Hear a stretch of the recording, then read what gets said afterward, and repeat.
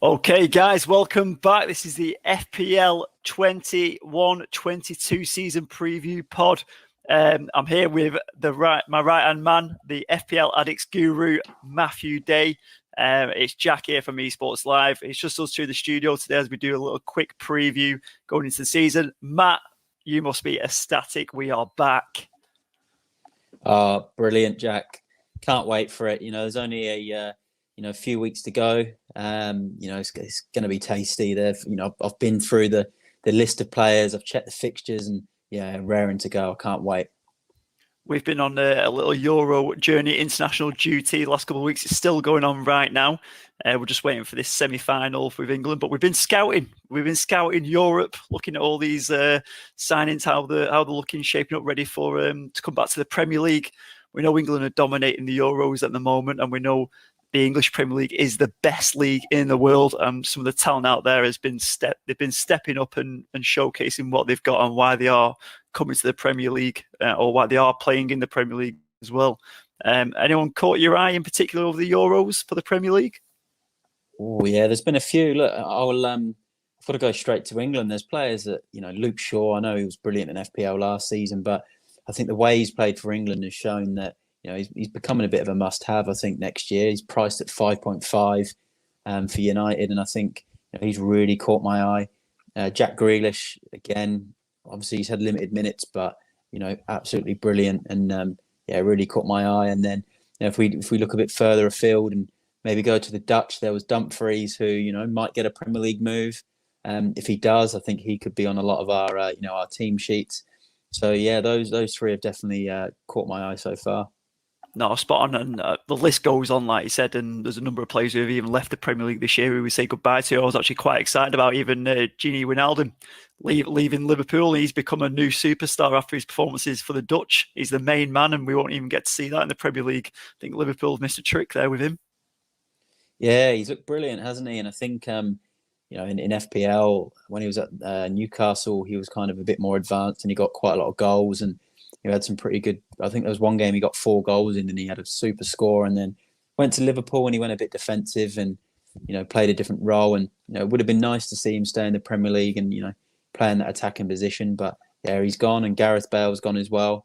Which is I'm a bit gutted about that. I can't see him coming back. So yeah, a couple of Premier League legends that won't be part of the game next year, which is a bit sad. No, that's it. But we move on from there, and obviously we're back. We've got our competitions now back live. How did you go last year, Guru? Where did you come in our little free mini competition?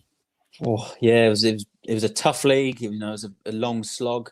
150 people in the league. I think I'm 10th in the end. So I think I'll take that. I think obviously all the listeners and viewers of the pod will remember my first few months were terrible, and I was really, really struggling, and I managed to turn it around in the end and come 10th in the league out of 150. I'll take that, but I want more next season. I want to be in that top 4.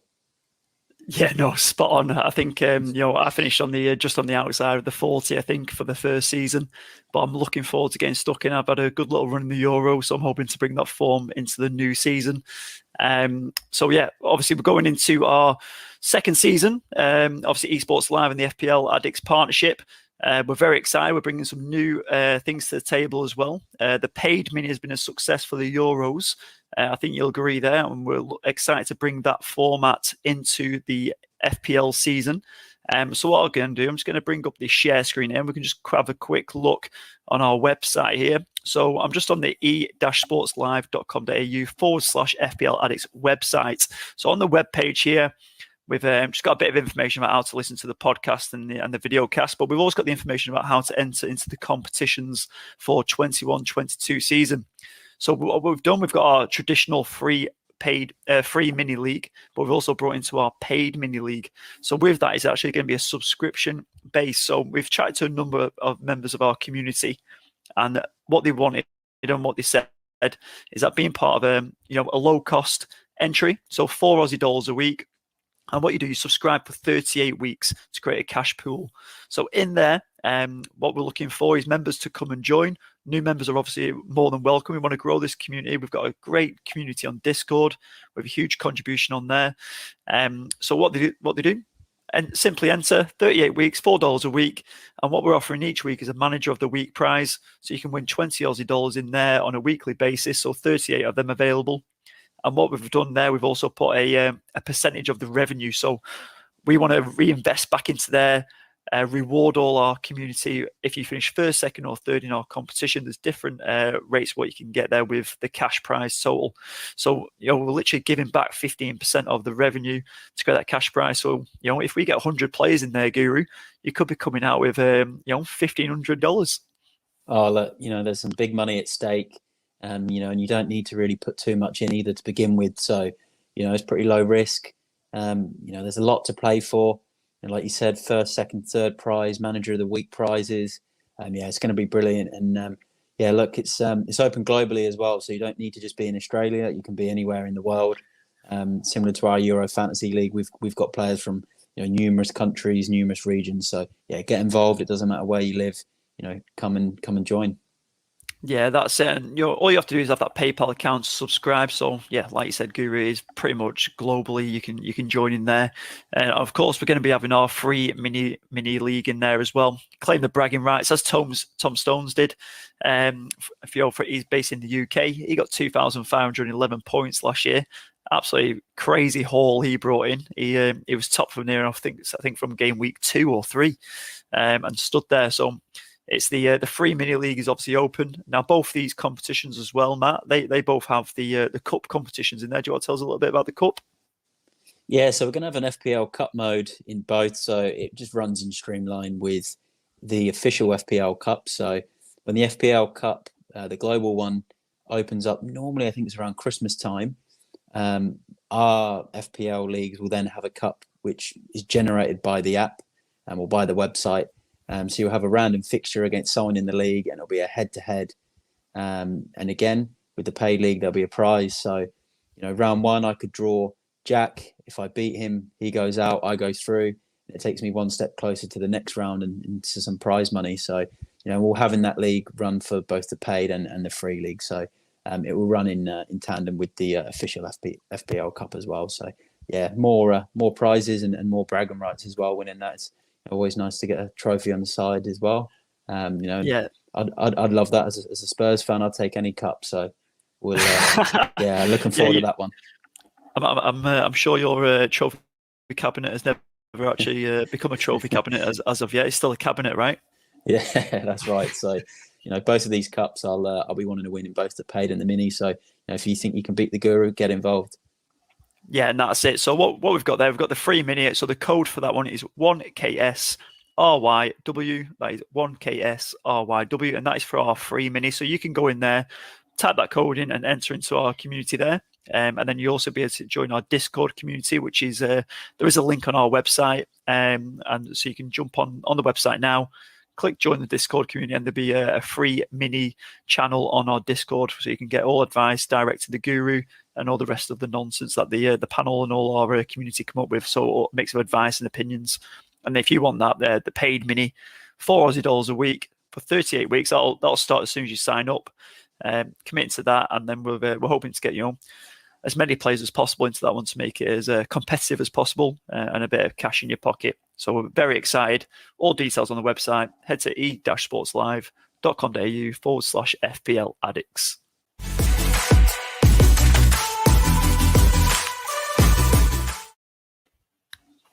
Perfect. So obviously now we've got that structure out of the way. It's up and running. It's all live. So it's going to be happening now, Matt. So super excited about that. I can't wait. It's going to be brilliant. Look, both leagues are going to be really exciting, and we want to get as many players as possible involved. And like Jack mentioned before, the Discord community is absolutely brilliant. We've got a lot of members on there already. It's a safe space as well. Good banter, good football chat. So get involved in the leagues, get involved in the Discord, and it's going to be exciting. I can't wait. Yeah, spot on. So what we're going to do now, we're just going to have a quick look on some of these asset reviews. So this is all the exciting, all the excitement where it all starts. The headaches begin. We're 4 weeks away from the kickoff for the FPL and the EPL. It's going to be interesting how this goes. But I think Matt, you wanted to start on maybe some goalkeepers just to check out. Maybe we'll pick one of these each, and then onto the different positions. Yeah, let's do it. I'm thinking, look, goalkeeper, you know, obviously there's some big performances last season from the likes of Martinez. He was brilliant. Nick Pope has obviously been consistent for years. But if I'm picking a goalie first up, I'm thinking, might want someone that's going to be safe most weeks. You can put a little bit more money in there. And I'm liking Mendy from Chelsea. I think, his overall for 38 game weeks, I think, with Tuchel, they're going to get a lot of clean sheets and he can come out and get a lot of points, clean sheets and save points. He's a solid goalie. I've liked what I've seen so far. Yeah, and Chelsea obviously with Tuchel in charge, the clean sheets galore, weren't they, last season? It was like what 20? I think 20 and was it 20 clean sheets? Was it something like that in that 30 odd games? Yeah, I don't know what it was. It was something crazy, it was right? a lot. I think they went on about 7 or 8 games, conceding maybe 1 goal, and Mendy was a big part of that, and so they ended up winning the Champions League and got a clean sheet in that game as well. And I think if you want to go safety first, then someone like Mendy is a really good shout. Yeah, top choice with him. I'm sure they're looking to strengthen in front of him as well, even more so. Obviously, we noticed Martinez, who was obviously a bit of a cult hero for everybody last season. He's shot up in value slightly to 5.5. What's your thoughts on him this year? I still think he's going to do well. I've been keeping an eye on him in the Copa America for Argentina, and they've not been conceding many goals at all. I'm not sure if they've even let in a goal to date, and he's obviously secured their number 1 spot. And I think he'll continue to make saves for Villa. He's a good keeper, and at 5.5 again, good option. But yeah, he's a bit more premium now. But he's definitely still going to make the saves. I think. I don't think he's a one-season wonder. I think he'll still do the business. No, and you'll notice he's already been picked by 38% of the football community out there. Everyone's straighting on him after his performances. I noticed Edison's only 9.1 there. He's obviously a big choice, but he's always an expensive kind of asset in there, similar to what Mendy is. I think I'm just going to go look at. Let me have a look on here at Gaeta for Crystal Palace. 4.5, great value. Is Crystal Palace, without Roy now. Obviously, Patrick Vieira's coming there. I think the Palace hoping he can carry on with the defensive kind of mindset, but bring in some of those attacking values, that they used to have with the Invincibles back in the day. But hopefully that doesn't stop Gaeta from stopping the goals. What do you think of him? Yeah, he's a very solid keeper. Good thing as well, he got 4.5 million, and even if Palace do let in the odd goal, you'd expect save points. So you get that extra point for every 3 saves. So I think that, along with some bonus. Want a cheap budget goalie, then I think that's a great pick, Jack. Yeah, nice. So I think I'll go with him, and then you're on Mendy. So yeah, 2 nice choices in there, and not too expensive overall, I guess, between the 2. So we're going to defenders here, Matt. Who are you thinking, mate? Obviously, I've been watching a lot of the Euros. We've been playing the Euro fantasy, and it's all kind of it's fresh in the mind. So I think I'm going to go look at Luke Shaw. Again, he's kind of he's not quite premium. He's not quite 7 million, 6 million. I think he's about 5.5, and that could be an absolute bargain in this in this United team, especially if someone like Varane comes in alongside Maguire. You could be looking at a really strong back 4 with Wan-Bissaka in there as well. Dean Henderson in goal, and he gets forward, he gets assists, he might get the odd goal. And United, I think there's a period from game week 15 to 27 or 13 to 27 where they've got green fixtures. Yeah, check out all them. Yeah, I think even Arsenal from game week 14, that can count as well, can't it, mate? So from 14 through to 27, looking good in there, United. And like you said, if they can even strengthen even further with someone like Varane in there, Luke Shaw's going to get the license to keep bombing on, right? Oh, yeah, of course. I think for me, there's going to be a stage. I don't know if it's at the start, because obviously if England make this final, we don't know what condition they're going to come back in for the first sort of couple of game weeks. But I think, as the season goes on, Shaw's probably going to be, a must-have in a lot of sides. I think he'll have very high ownership. Yeah, listen, top choice in there. I'm going to start off just with a favourite from everybody last year with Mr. John Stones. Obviously, he's having a great Euros at the moment. He looked great last year. 14 clean sheets. He got up 4. He got 4 goals scored. He's definitely a threat. Great with his feet. Great with his head. And obviously with Diaz next to him, who's obviously the more expensive option. I'm still thinking Stones is going to come in there ahead of Laporte and be his central partner.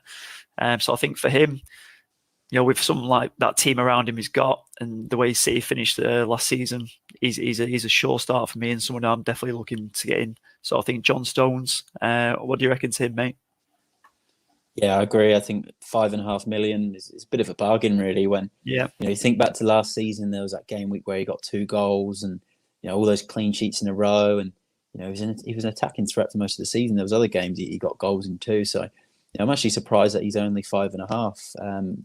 Especially if he gets the starts. I thought they might have put him to about 6, and maybe Diaz 6.5, or maybe yeah. both 6. So yeah, 5.5. Like he's when City's get going and they've got a lot of green, then he's someone that's probably going to be on your team sheet as well.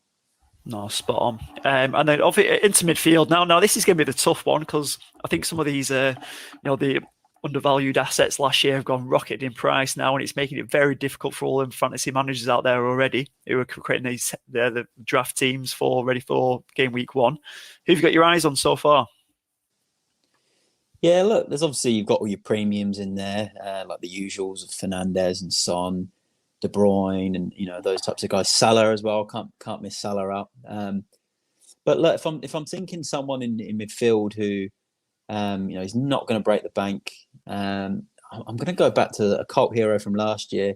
He's had a positional change. It's going to be Stuart Dallas from Leeds. So he was a defender last year, and he was a cult hero. He was getting points galore most weeks, and it's been reclassified as a midfielder. But I'm looking at his price, 5.5 million. You're going to be able to have him as your 5th midfielder. Put him in there when Leeds fixtures are good. I think he's going to be a brilliant rotation sub. He's got a chance of a clean sheet point, and he does score goals. So it could be a bit of a Souček of midfield this season. Yeah, no, that's probably right. 5.5, great value, like I said. 8 goals scored, 3 assists, Mr. Versatile. So definitely an asset to look for. And I'm sure a lot of people are going to be picking him. And I already can see 18.3% of fantasy managers out there have already picked him. For me, I think someone obviously we've got to keep an eye on going into this next season. It's Lampard's baby, just next to Dallas there, Mason Mount. His golden boy, his golden child.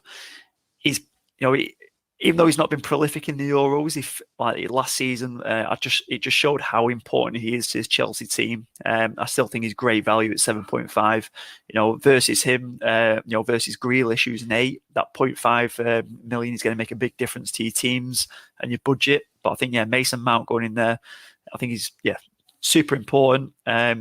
Major part of that Chelsea team last year. So definitely someone to look out for. What's your thoughts on Mason Mount? Yeah, look, I like the shout there with the 0.5 difference between Grealish. Thing with Mount, I think he just needs to really explode in terms of his output. So he needs to be scoring goals. He needs to be getting those assists. He controls a lot of games from quite deep sometimes, and then when he does get to push forward, and he can strike a ball and he can thread a pass, but probably just doesn't quite get the numbers. But I think at 7.5, a full season under Tuchel. Probably even more new signings in there, and being able to feed players like Havertz, who has improved over time. I think he could really go under the radar at 7.5 million. But again, as long as he improves his goal output, he could be huge. Yeah, if he can get those double digits in the form of Havertz during the Euros here, I think he's going to be on the goal scoring, and maybe if Werner finds his feet, he's going to those assist numbers will go up as well, right? Yeah, I agree. And also the corners, if he gets some corners, he took a nice one for England the other day, and Chelsea got some big centre backs that they're pretty good from set pieces. So yeah, for 7.5, that's definitely a really good shout. And I think we'll probably see him in a lot of teams, maybe not from the start, but over time. But again, get on him early. If you've got that feeling, get him in early. Yeah, that's it. And what's your feeling in general? Obviously, picking players to stick with, and part of those plans that fantasy managers have, getting them in early to get the value before they start hitting form. Are you planning more so for that with your teams, or is that something you usually do? Yeah, look, I'd like to. It's something I try to do, but I think this year could be very difficult because we've got the Copa America, we've got the Euros, so players arriving back late. Teams might be a bit different, around game week 4 to what they were at game week 1. So it's something I'd like to do, but it's just not sure if I can do it as much this season. Maybe a Dallas, and a goalkeeper, because goalkeepers, they don't normally get too much rest or rotation. But yeah, it's going to be. I think it's going to be difficult to find your James Justins and those types of guys. But at the same time, they're always there. It's exciting stuff. Yeah, top man. And now onto our forwards. Now the guys who score all the goals, the ones we go crazy for every time. Now there was a lot of good assets that we found last year, and a lot of them came into form a bit later than others. But who's at the top of the radar for you? Yeah, there's a lot, but if I'm going to pick one for his price, I think I might go with Ollie Watkins for Aston Villa. He was pretty high up in the ranks last year with his points. He got quite a lot of goals and assists, and he scored in a lot of bundles as well. So he was a good captain option. 7.5 million, I think, a bit of a bargain. When I think Bamford might be around the 8 million mark. I think Watkins this season potentially has a higher ceiling, in my opinion, than Bamford for this coming season. So, 7.5 I think is really, really good. But that is, for me, it could be dependent on Grealish, obviously staying at Aston Villa. Yeah, we all know how important Grealish is to that team, and if he doesn't make this City move, which is obviously heavily linked with, he's going to be pivotal to that Villa team. And with Watkins on the end, if them two can combine and link up, then they're on for a flyer, aren't they? Again, if we go on to obviously on my one, I think you talked about the 7.5 in there. Now a number of assets who kind of bounce up at that price as well. Now guys who finished the season, Iheanacho, absolutely epic form, finished with 12 goals, stepped up for Leicester while Vardy was kind of injured, and then even when Vardy came back in, he was absolutely banging them in at 7.5. He's definitely one I'm looking at. And also Tony finished on 10 goals. He had a couple of injuries, didn't he, last season, but he definitely stepped up for West Ham when they needed him and became that pivotal man. So I think, for me, I'm bouncing between them two. I'm kind of stuck on the fence, if I'm honest. Anything to decide between them two? Yeah, look, two very good choices. Antonio, like you said, he's brilliant in fantasy league. Ended the season strong, but there is always that hamstring sort of issue. But he's had the summer off. He might be on the mend and good to go from the start. And then Iheanacho. Leicester's fixtures look nice early on. They're improving their side as well. They're signing some good players. The only thing is, and they've got this Deku who's come in. Will that take Iheanacho's spot, or will he be eased in the team? Will there be a formation change? It's probably the only kind of question mark over that one. But Elliot Craig is obviously one of our hosts. He did make a good point in our Discord chat, and he did say it could be more of a case of Daku's coming in to eventually take the place of Vardy, as Vardy gets older. So that's one to keep an eye on. But I do like both of them. Had to pick between two. I think Antonio is the safest bet. He's going to start. Yeah, that's it. Some cracking choices to be had. Especially mention your man Harry Kane in there. He's not been mentioned yet. No, obviously he's the highest point scorer as a striker last season. We don't quite know where he's going to be from day one. I still think he's going to be retained by Spurs. I can't see him, going to City unless they put in a ridiculous bid. So he will come into a lot of our teams. But I think, with the Euros, if England do go all the way, Kane is notorious to kind of start seasons a little bit slower. And I think he'll kind of move into people's teams that sort of game week 3-4 mark. But again, price as well. There's a lot of premiums this season, but he'll definitely come into play at some point. And but unfortunately, I think couldn't quite mention him as a bargain just yet because he is 12.5. I'm sure he'll be one to mention soon when he's banging in the goals. He's definitely worth that value. So we'll see how Harry Kane goes on. But that kind of wraps up those previews for those the bargain kind of ones and the ones to get in, ones to watch, I guess, going into this one when you're making your teams. So some really nice choices there. Yeah, some great picks. Yeah, so we'll move on to obviously looking at some fixtures, so the kind of teams to watch, which is obviously a big part of the guru section once we get into the FPL season. So looking at onto like the kind of first ones, we'll jump onto I suppose Man United. We're looking, so I'll just click on Cavani and look at the fixtures that are coming up. So it's going to be kind of two stages for United going into the start of the season. Now the first, out the first six. Five of them kind of jump out. The FDR's got a couple of greens on there for a few, and they got Wolves away, Leeds at home. So 5 of the 6 are looking quite good, and obviously we've already mentioned that second one from game week 14 to 27. A lot of greens coming up on the screen. So what are you thinking? What are you thinking in there, Guru, as a team to watch?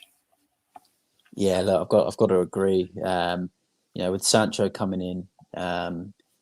They've been linked. You guys have been linked with Varane as well. So that's improving the team in 2 positions that need to be improved. Those early fixtures look good, but there's a bit of red coming in there. But yeah, that spell between of green there that goes all the way up to game week 27 is just on paper that just looks phenomenal. So yeah, I think United are definitely a team to target with those first few fixtures, and then that middle season range of fixtures. That's just, I've not seen anything like that in FPL in a long time. Or ever. United have had a good looking draw in there, and over that kind of Christmas period when its games are crazy, and obviously United are going to have a good bit of depth to the squad. It's to have all them green fixtures is very nice. So I think it's a really important time going in. When you're looking at your assets, if you haven't, you're not going to play that wild card in your first kind of section. When you put a few United assets in there, you're going to be all right and ride the Reds in that kind of October, November period. And then coming out in December, it's going to be looking quite good. So it's definitely worth the investment with those assets, especially if you can, maybe if it's not Bruno, if you're not putting Bruno in and spread the load and and triple up on a couple in there, you're going to be looking quite good. Yeah, got to agree there, mate. So another team that are obviously generally catch our eye every season. I'll pick on Bobby Firmino here and look at the Liverpool fixtures. So what's going on here, Guru?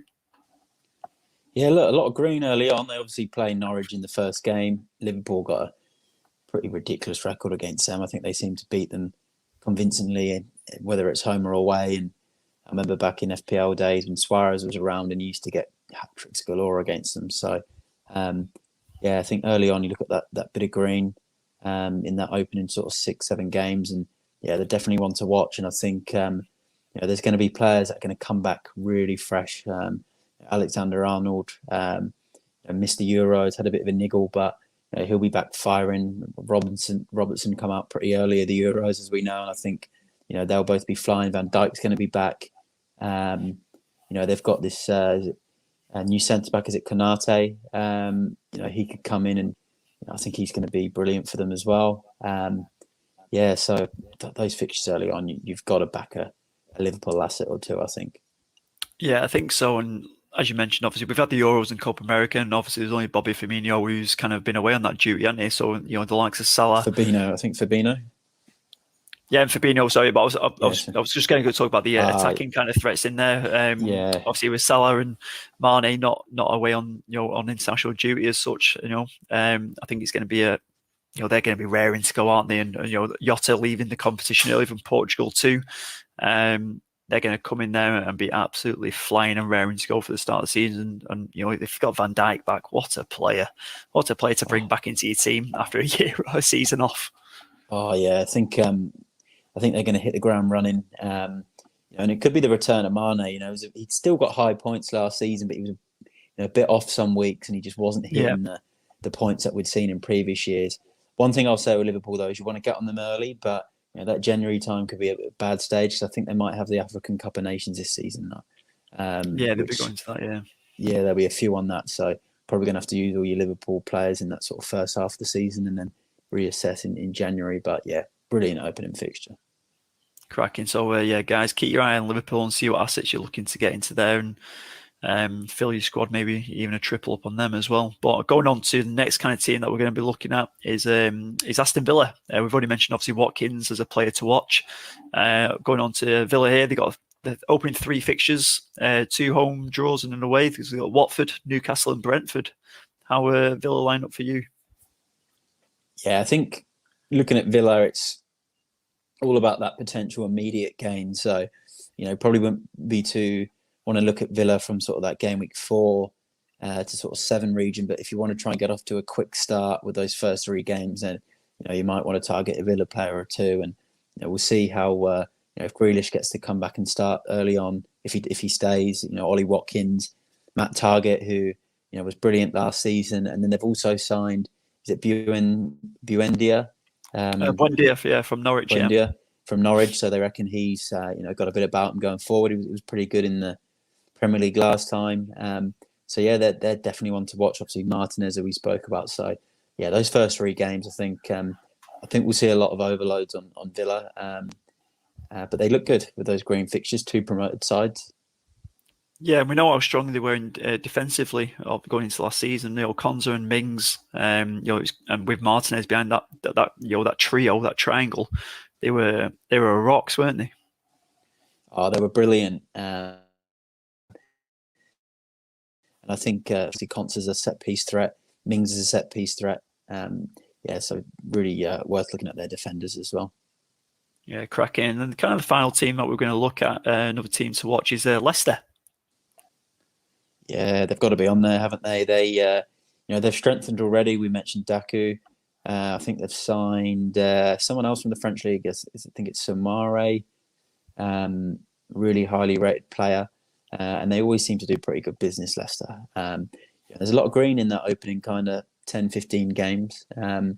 So yeah, Iheanacho could be one that we mentioned. Daku, even Vardy. He's premium price and. He does deliver every season. I've not seen him in too many draft teams, and definitely one to keep an eye on. And then, even Maddison, he's had a whole summer off. Didn't get picked for the Euros. He had his injury problems last year, but I think he'll be back, fresh, free kicks, corners, the lot. So yeah, some really good options. And I think Jack, though, is it Castagna, the fullback, who was brilliant towards the end of the season? Is he long term? I'm not too sure how long he's going to be out for, but they've obviously brought in Bertrand from Southampton, kind of as that backup. You obviously got Luke Thomas in there as well. So if they're thinking, we can cover for Castagna, and to be fair, he's been an absolute gun as well when he's been playing. He would have been good to watch for Belgium. But if he's out for a bit longer, then at least they've got a bit of cover in there. And those kind of assets might be good ones to look at as well, just as kind of squad fillers, because I know everyone's taking a lot of Brighton 4.5 and 4 million players from Brighton. So maybe Bertrand and Luke Thomas might be the ones to look out for if they're starting. And with James Justin still out as well, defensively in the full-back position, they might be looking to rotate a little bit before, as the season starts. Yeah, I agree. I think there's some good options there. And everyone's also looking at Fofana at 4.5 million. Yeah. But I think if you can get one of the fullbacks, if there's a fullback at 4.5 million that's going to start, maybe that first sort of 10, 15 games, and it might get a bit more of an attacking threat there, and it could be a good squad filler. So yeah, interesting side Leicester, and a lot of good wild price players in there as well. Yeah, that's it. So yeah, just looking at that now, we've got four kind of ones on the FDR. One of them is West Ham. You've got United and City and Chelsea in there, but out of the first 18 fixtures, looking on there, and there's good ones like you said with the Maddison, Iheanacho, and Jamie Vardy always gets the business done, doesn't he? Really. So we'll see how that goes from that point of view.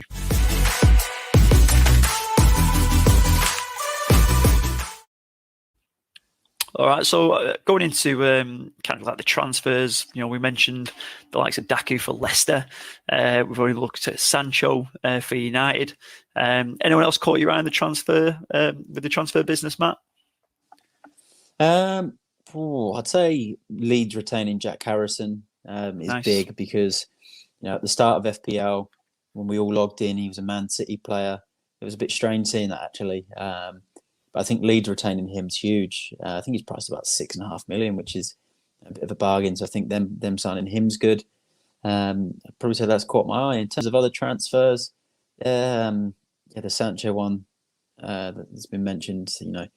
I think that's got potential to be, a huge fantasy football, player. It could be a bit of Bruno or Sancho this season, or both if you can sort of fit them in. So probably say those two so far. Yeah, no, good shouts, and obviously the prospect ones of Harry Kane or Grealish to City. Do you think it's worth, something if Grealish does go to City? Do you think his price value will increase on FPL? Oh yeah, I really hope not. I'm not sure if if FPL would actually do that before the season.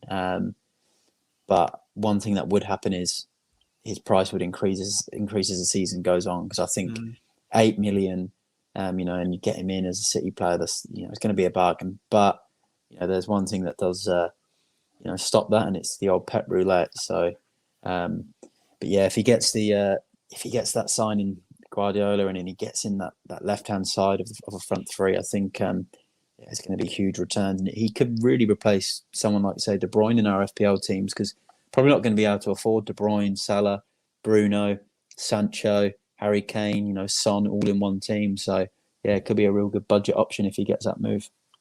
Yeah, definitely, and I think that's what a lot of people find hard now. Like we mentioned just earlier, like a lot of the Brighton assets are going into teams because they're kind of those squad fillers, because no one can simply afford to get all these premium assets in there. Obviously, I'm a big Bruno fan. I want Bruno in there, I want Harry Kane in there, I've got Salah in there, and now I'm kind of struggling with that back line. So it'd be interesting to see how that kind of happens over the next couple of weeks, and see if we can find some more bargains, or maybe taking out a premium option to then rotate and release a few funds to spend elsewhere. I agree there, Jack. There's a lot of bargains to be had so far, but I think more and more will come up as obviously transfers come in, and we start to see some of these pre-season friendlies. Yeah, no, fantastic, mate. Well, what we'll do here now, we'll just obviously jump off. I think that's going to be it for our preview kind of pod just at the moment. We've got plenty more to come. We wanted to get this content out to you as soon as possible, just to say that we are live. Our free mini league, our pay mini league are now open.